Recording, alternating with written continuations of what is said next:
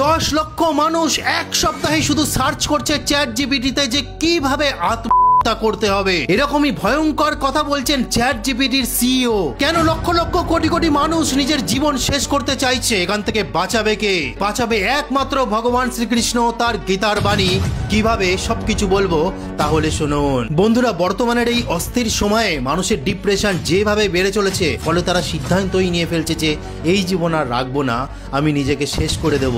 এরকম জীবন থাকার থেকে না থাকাই ভালো। কিন্তু বন্ধুরা, এটা জানলে অবাক হয়ে যাবেন যে এই একই পরিস্থিতি অর্জুনের মনেও এসেছিল যখন সে দেখেছিল নিজের আত্মীয় স্বজন তাদের বিরুদ্ধেই হিংসা, অত্যাচার, বেইমানি, অহংকার নানাভাবে বিদ্ধ করেছিল। তখন সে সিদ্ধান্তই নিয়েছিল, আমি এই জীবন যুদ্ধ আর করব না, আমি মরে যাব তাও ভালো, আমি ভিক্ষাবৃত্তি করে খাবো তাও ভালো, কিন্তু এই জীবন যুদ্ধ আমি আর করব না, আমি আমার জীবনে হার মেনে নিয়েছি। সেখান থেকে ভগবান শ্রীকৃষ্ণ তাকে বুঝিয়েছিল, তুমি সনাতনের অনুগামী, তুমি বেদের অনুগামী। হে অর্জুন, তুমি যা চিন্তা ভাবনা করছো, তুমি যে সিদ্ধান্ত নিয়েছো, এই কর্মই তোমার সাথে যাবে। জীব আত্মার না জন্ম হয় না মৃত্যু হয়, শুধু কর্ম এবং ধারণাগুলো নিয়ে অন্য জন্ম লাভ করে।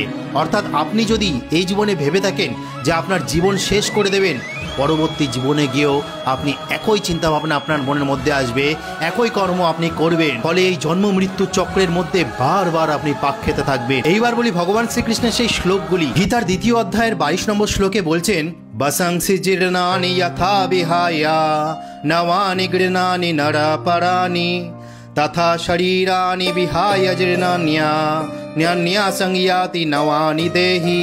মানুষ যেমন জীর্ণ বস্ত্র পরিত্যাগ করে নতুন বস্ত্র পরিধান করে, দেহ তেমনি জীর্ণ শরীর ত্যাগ করে নতুন দেহ ধারণ করে। তারপর 25 নম্বর শ্লোকে কি বলছেন, এই আত্মা অব্যক্ত, অচিন্ত, অবিকারী বলে শাস্ত্রে উক্ত হয়েছে। অতএব এই সনাতন স্বরূপ অবগত হয়ে দেহের জন্য তোমার শোক করা উচিত নয়। অর্জুন যে সিদ্ধান্ত নিয়েছিল যে যুদ্ধ করবে না, নিজেকে শেষ করে দিলেও, সেখানে কি বলছে ভগবান শ্রীকৃষ্ণ, এটা নিয়ে তোমার শোক করার দরকার নেই।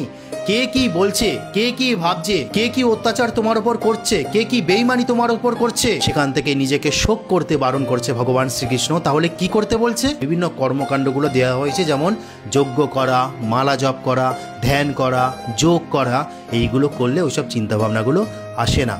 তো এটা আজকে বলার ছিল। এত সুন্দর সর্বশ্রেষ্ঠ মানব জীবন পেয়েছেন, এইভাবে কোনোদিন নষ্ট করবেন না। সেই জন্য ভগবান শ্রীকৃষ্ণ আমাদের শেখায় যে এরকম চিন্তাভাবনা কখনোই যেন আমাদের ভুলেও মনে না আসে। করা তো অনেক দূরের কথা, এটা সম্পূর্ণ নপুংসকের কাজ, আর জন্মচক্রের বন্ধনে আপনি পড়ে যাবেন। তো এটা আজকে বলার ছিল।